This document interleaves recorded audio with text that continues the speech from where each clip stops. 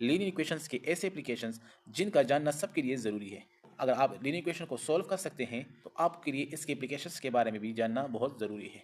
तो आज की इस वीडियो में मैं आपको लीनियर इक्वेशन को सॉल्व करना और इसके एप्लीकेशन के बारे में बताऊंगा कि किस तरह हम लीनियर इक्वेशंस को रियल वर्ल्ड प्रॉब्लम में इस्तेमाल कर सकते हैं और अपने मसले का हल निकाल सकते हैं।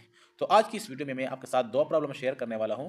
इससे आप आइडिया लगा सकते हैं कि किस तरह हम रियल वर्ल्ड प्रॉब्लम में लीनियर इक्वेशन का इस्तेमाल कर सकते हैं। तो चलो शुरू करते हैं आज की वीडियो। फर्स्ट नंबर जो आपके पास प्रॉब्लम है वो कि ये है कि the sum of three consecutive odd integer is 81, find them. यानी आपने इसको मालूम करना है। तीन इंटीजर्स है जो कि आपके पास आड है और इनको अगर आप जमा करेंगे तो इनका मजमुआ जो है वो 81 आता है। आपने मालूम करना है कि वो कौन से तीन इंटीजर्स है। सपोज करें कि आपके पास तीन कंसेक्यूटिव आड इंटीजर है, कंसेक्यूटिव और आड इंटीजर है। तो अगर आपके पास फर्स्ट कंसेक्यूटिव आड इंटीजर हो जाए, let first consecutive consecutive odd integer equal to वो एक्स हो जाए। पहला जो कंसेक्यूटिव आड इंटीजर एक्स हो जाए तो सेकंड क्या होगा, सेकंड आपके पास क्या होगा, सेकंड कंसेक्यूटिव आड इंटीजर जो है वो आपके पास एक्स प्लस टू होगा। एक्स प्लस टू किस तरह होगा ये भी आपको मैं क्लियर करता हूँ। थर्ड कंसेक्यूटिव आड इंटीजर जो है वो क्या हो जाएगा, वो हो जाएगा एक्स प्लस फोर हो जाएगा। अब ये किस तरह, आपके पास आड इंटीजर है, हमने यहाँ पर टू टू एड किया है, ये किस तरह। तो इसका रीज़न ये है कि अगर आपके पास तीन 1 2 3 4 और 5 6 एंड सो ऑन आपके पास नंबर्स है, इंटीजर्स है, पॉजिटिव इंटीजर्स है। तो अगर आप देख लें कि अगर आपके पास ये आपके पास पहला हो जाए एक्स हो जाए तो नेक्स्ट जो आपके पास कंसेक्यूटिव आड इंटीजर होगा इसके बाद आने वाला इंटीजर वो क्या होगा, वो आपके पास 3 होगा। तो इसके बाद आपने 1 जब नहीं लगाना, आपने 2 जब लगाने हैं, यानी इसके साथ आपने 2 प्लस करना होगा। तो तभी आपके पास ये जो नेक्स्ट कंसेक्यूटिव इंटीजर है आड है वो आएगा। इसी तरह ए आपके पास x प्लस टू हो जाएगा, इसकी वैल्यू हो जाएगी x प्लस टू।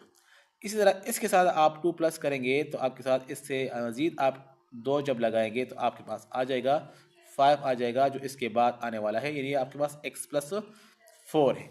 तो मतलब मेरा ये है कि अगर आपके पास एक इंटीजर जो है वो आड x है तो इसके बाद जो आड आने वाला इंटीजर होगा वो होगा x प्लस टू आड होगा और x प्लस फोर आड होगा, x प्लस सिक्स भी आड होगा एंड सो ऑन, इस तरह ये आड होगा।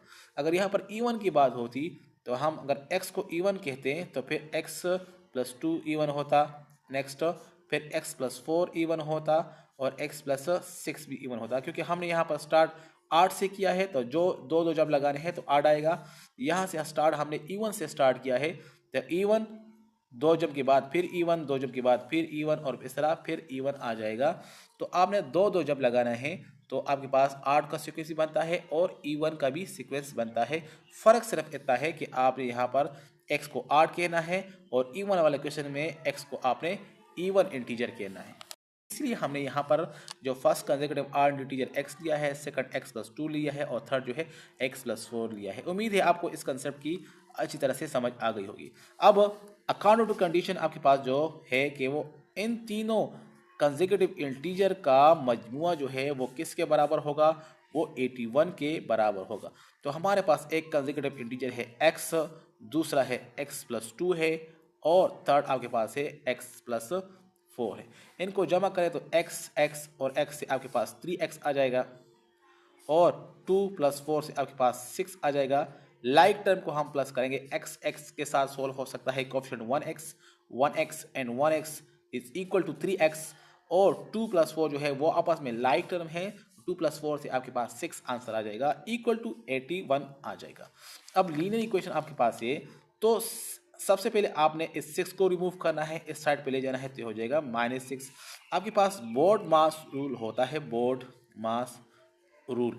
जब भी आप लीनियर इक्वेशन को सॉल्व करते हैं और लीनियर इक्वेशन से सॉल्व करने का मतलब यह है कि वेरिएबल की कीमत निकालते हैं तो आप इसके उलट आते हैं। पहले आपने एडिशन सब्ट्रैक्शन को ख़त्म करना है, सब्ट्रैक्शन ख़त्म करना है, एडिशन ख़त्म करना है और इसके बाद आपने मल्टीप्लाई और डिवाइड को ख़त्म करना होगा। तो इसके बिल्कुल उल्टा आना है तो हमने यहाँ प्लस है तो प्लस को ख़त्म करना है तो हो जाएगा -6 हो जाएगा। तो 3x इक्वल टू 81 -6, जो 3x बराबर हो जाएगा 75 के बराबर हो जाएगा। 81 से आप 6 माइनस कर लें तो 75 आ जाएगा। इसी तरह आप इसको 3 पर डिवाइड करें तो 3x डिवाइडेड बाई 3 यहाँ पर भी, और 75 डिवाइड बाई 3। तो जब भी आप किसी इक्वेशन में एक ऑपरेशन जो है एक साइड पे करते हैं तो उसको आप दूसरे साइड में भी करते हैं, यानी दोनों साइड पर आपने वही स्टेप करना होगा, वही इक्वेशन का वही ऑपरेशन करना होगा। तो हमने यहाँ पर क्या किया है, डिवाइड का काम किया है, तो दोनों साइड पे किया है। 3 3 कैंसर, और 3 और 75 से आपके पास आंसर आ जाएगा 25। तो यहाँ से x की जो वैल्यू है वो है 25।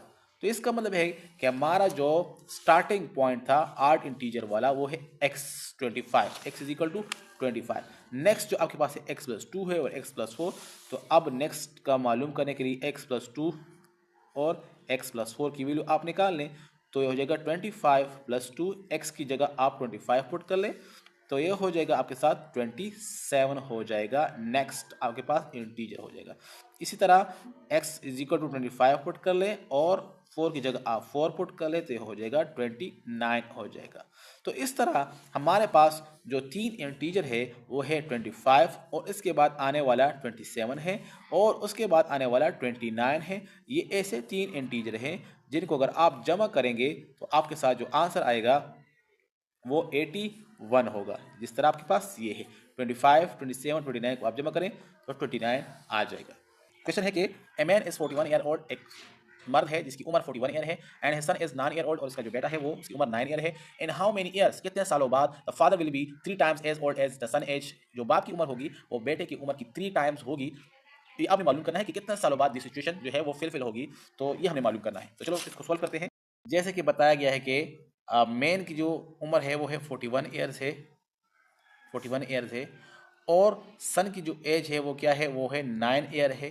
ठीक है, 9 ईयर है। तो ये कह रहे हैं कि कितने सालों बाद जो है, कितने सालों बाद बाप की जो उम्र है वो 3 टाइम्स होगी अपने बेटे की उम्र की। तो सपोज करें कि हम कहते हैं कि आफ्टर एक्स ईयर्स बाद, एक्स ईयर्स बाद the father will be 3 time, the father will be 3 times of his son age, the father will be 3 times of his son age।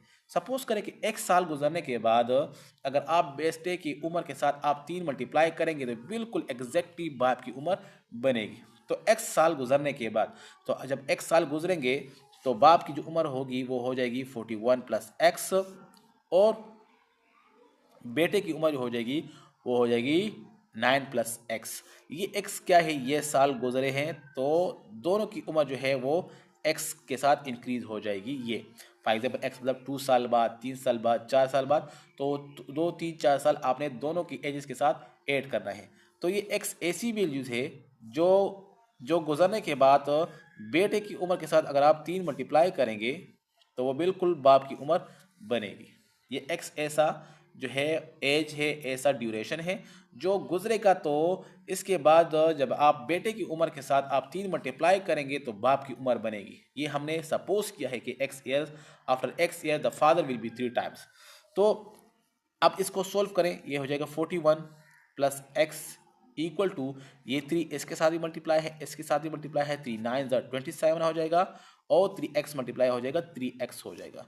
अब x को x की तरफ ले जाएं और वे नंबर को नंबर की तरफ ले जाएं, तो हम इस तरह करते हैं कि इस नंबर को इधर ले आते हैं और इस वेरिएबल को इधर ले आते हैं इस तरह। तो 41 माइनस हो जाएगा, ये 27 यहाँ पर प्लस है तो यहाँ पर हो जाएगा माइनस हो जाएगा, इक्वल टू 3x, और ये x यहाँ से आ जाएगा माइनस x हो जाएगा। 41 माइनस 27 से आपके पास होता है 14 आंसर आता है, और 3x माइनस 1x से आपके पास आंसर आता है 2x आता है। 3x minus 1x equal to 2x। अब यहाँ पर 2 मल्टीप्लाई में है, हमने x मालूम करना है, तो डिवाइडिंग 2 ऑन बोथ साइड, यहाँ पर भी 2 डिवाइड करें, यहाँ भी 2 डिवाइड करें, तो यहाँ पर 2 2 कैंसिल, और यहाँ से आंसर आ जाएगा 7। x is equal to 7 years हो जाएगा। तो मतलब 7 साल गुजरने के बाद अगर आप बेटे की उम्र के साथ 3 मल्टीप्लाई करेंगे तो बाप की उम्र बनेगी। किस तरह, देखें यहाँ पर बेटे की उम्र 9 है और बाप की उम्र क्या है, बाप की उम्र है 41 है। तो जब x साल गुजरेंगे, x मतलब 7 साल गुजरेंगे, 7 साल गुजरेंगे तो बाप की उम्र क्या बनेगी, बाप की उम्र बन जाएगी 48, और बेटे की उम्र बन जाएगी 16। अब 16 के साथ अगर आप 3 मल्टीप्लाई करेंगे तो क्या ये 48 नहीं आता, बिल्कुल 48 आता है, जो कि बाप की उम्र के बराबर होगा। तो x साल गुजरने के बाद अगर आप इसके साथ 3 मल्टीप्लाई करेंगे तो बिल्कुल इक्वल होगा, बाप की उम्र के इक्वल होगा। तो x साल गुजरने के बाद बाप की उम्र ये बन जाएगी और बेटे की उम्र ये बन जाएगी, लेकिन इसके साथ आप 3 मल्टीप्लाई करेंगे तभी तो ये आपके पास क्या आएगा, इक्वल आएगा।